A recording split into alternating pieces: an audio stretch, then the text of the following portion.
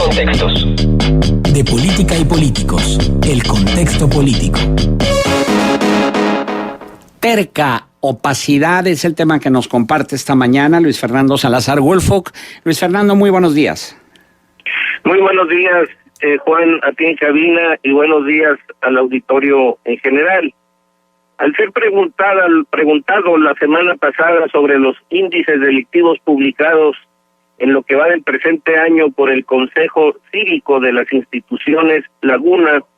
el gobernador de Coahuila, Rubén Moreira, manifestó a la prensa regional que no sabe de la existencia del citado consejo y que no está de acuerdo con las estadísticas difundidas porque, según el mandatario, su gobierno tiene otros números. Como es del conocimiento del público, el Consejo Cívico de las Instituciones Laguna trabaja en la comarca desde el año 2012 con el apoyo técnico y estratégico del Observatorio Nacional Ciudadano en el acopio y procesamiento de información utilizada en el seguimiento de la realidad social y política de la región, y es una iniciativa totalmente ciudadana que incluso tiene el valioso eslogan que dice que mejores ciudadanos hacen mejores gobiernos. Y tienen razón. El propósito es el de diagnosticar y dimensionar situaciones específicas de nuestra realidad para coadyuvar con el gobierno en el diseño y aplicación de políticas públicas que tiendan a satisfacer necesidades colectivas. ¿Cómo trabaja? El Consejo recibe la información de distintos órganos de los 3 niveles de gobierno y el observatorio opera un respaldo profesional basado en procedimientos científicos aplicados mediante sistemas que son alimentados con los datos oficiales y que en el rubro de seguridad, por ejemplo, y para el caso de la zona metropolitana de La Laguna, son aportados por la Procuraduría de Justicia de Coahuila y la Fiscalía del Estado de Durango. Después de 3 años de trabajo del Consejo y del Observatorio, la respuesta de Moreira equivale a un tajante ni los veo ni los oigo, lo que provocó en el director del Consejo una expresión de azoro, que lo lleva por una parte a enfatizar que la propia Procuraduría de Coahuila es la fuente de la información publicada, y señala lo mal que hace el gobierno al mantener una doble y contradictoria actitud frente a los organismos de la sociedad civil. La afirmación del gobernador de Coahuila cae por su propio peso y revela además un apego tenaz a la opacidad proverbial que caracteriza al moreirato, que como tal es puesta al desnudo por una lacerante realidad igual de terca que muestra la imposibilidad de que nuestra vida pública mejore, escondiendo la basura debajo de la alfombra. La política del avestruz que lo anterior implica se pone de manifiesto en el caso de la información que, para efectos de medir resultados, recaba el Consejo Nacional de Evaluación de la Política Social del Gobierno Federal, el Coneval, cuya información pretenden manipular funcionarios del gobierno de Moreira en estos días en virtud de una estrategia de aleccionamiento a los beneficiarios del programa Prospera, a los que se les instruye para que respondan como pericos a los cuestionarios de evaluación del programa. En ocasión de este tema, la semana pasada trascendió a los medios de comunicación el denigrante lavado de cerebro al que son sometidos en la ciudad de Piedras Negras, aunque también ocurrió aquí en nuestra ciudad de Torreón, beneficiarios del referido programa Prospera para que den respuestas aprendidas a modo y conveniencia de la burocracia local cuando sean encuestados sobre los resultados del programa. Al ser hecho público el señalamiento de tal irregularidad, el secretario de Desarrollo Social de Coahuila contesta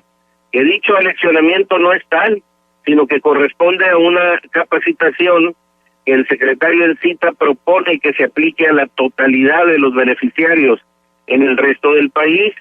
lo que para los efectos del empeño del moreirato en ocultar el sol con un dedo viene a ser exactamente lo mismo. Si en la era del conocimiento la información es un instrumento indispensable como herramienta para el mejoramiento y progreso, es obvio que la relación entre gobierno y sociedad debe desarrollarse en una ruta en la que la verdad sea el camino hacia la libertad,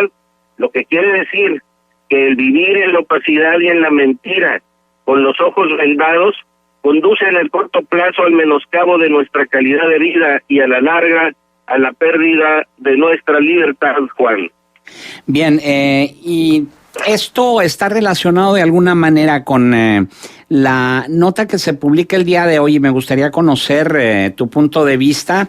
Luego de un peloteo de 4 años entre Cámara y Cámara, el Pleno del Senado de la República aprobó por mayoría la legislación secundaria de la Ley de Disciplina para estados y municipios, aunque de nuevo la regresó a San Lázaro con cambios. El ordenamiento, que inició su proceso legislativo desde septiembre de 2012, establece sanciones administrativas y penales para castigar a servidores públicos que endeuden indebidamente a las entidades o a los ayuntamientos del país.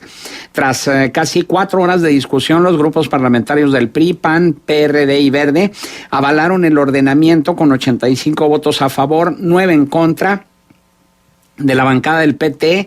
y una abstención del PAN. ¿Qué opinión te merece esta aprobación ya de esto que supuestamente va a castigar los malos manejos de las deudas? Bien, pues me parece muy bueno, porque de alguna manera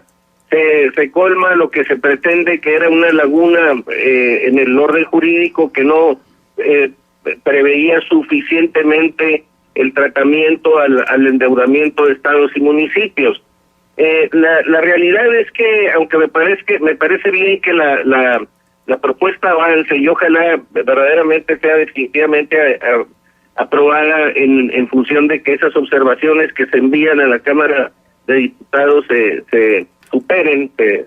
asuman de alguna manera en la actividad parlamentaria. Pues aquí la cosa es que el ciudadano sigue siendo escéptico, porque nuestras autoridades parecen pues muy bien entrenadas para eludir el cumplimiento de la ley. Salen leyes que se supone que ya tienen resuelta la problemática y no son aplicadas adecuadamente o no son aplicadas de ninguna forma. Habría que esperar para ver si ahora sí existe una verdadera voluntad política de los gobernantes para hacer valer esta cuestión. Y bueno, también porque inmediatamente surgieron preguntas si en ese sentido esta nueva legislación iba a incidir aquí en Coahuila con el tema que tú abordas de la megadeuda. Pero bueno, aquí lo que entra es el principio constitucional de la no retroactividad, Luis Fernando. Bueno, yo debo decir que en el tema de la megadeuda, como puede ocurrir en otros muchos estados, sí se violaron disposiciones legales y normas bancarias para la contratación de esa deuda. Entonces, no quiere decir que estuvieran totalmente atados de manos los estados para castigar a quienes endeudaron en forma indebida. Al contrario, yo sostengo que era suficiente con el marco legal anterior para haber detectado las irregularidades, y no solo para castigar a los responsables del desvío, a quienes se robaron los recursos públicos, sino incluso para corresponsabilizar a los bancos que contra toda norma estuvieron entregando dinero en préstamo sin que se dieran las condiciones para que los otorgaran esos préstamos. He llevado a tal extremo esa forma de pensar. Creo que ni siquiera puede hablarse de que hayan prescrito esos delitos, esos ilícitos, porque el hecho de que se esté continuamente renovando y tratando de legitimar una deuda que tiene un origen ilícito, se está convirtiendo, ya se ha convertido en un delito continuado, lo que quiere decir que es de tracto sucesivo y se sigue de alguna manera cometiendo. Está también perfectamente previsto en nuestras leyes esta figura del delito continuado, y por lo tanto no habría prescripción. Habría modo de castigar a los responsables y habría modo de sentar a los bancos como corresponsables de esta situación, hacer los ajustes necesarios para no tener que pagar este mundo de dinero. Simple y sencillamente, el año pasado la obra pública del estado de Coahuila fue de 195 millones de pesos y se pagaron más de 4,000 millones de pesos de intereses. Es una deuda impagable, y no es una deuda impagable por casualidad, es una deuda impagable porque los créditos se otorgaron contraviniendo leyes, no solamente del estado de Coahuila, sino la normatividad bancaria. Muy bien, Luis Fernando, ¿algún punto de contacto? Sí, como no, mi domicilio es en Avenida Morelos 30, Poniente Interior 6, y mi teléfono el 716-2636. Gracias, Luis Fernando Salazar Gulfuc, abogado y analista político.